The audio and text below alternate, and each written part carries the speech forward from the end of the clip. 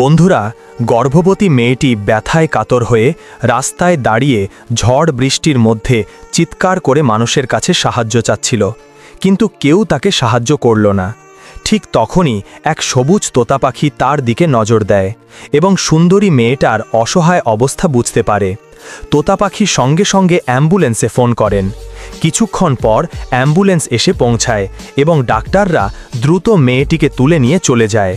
ডাক্তাররা মেয়েটিকে হাসপাতালে এনে তার অপারেশন শুরু করে এবং মেয়েটির মুখে অক্সিজেন মাস্ক লাগানো আছে। কিছুক্ষণ পর মেয়েটির পেট থেকে একটি দারুণ সুন্দর কন্যা শিশুর জন্ম দেয়।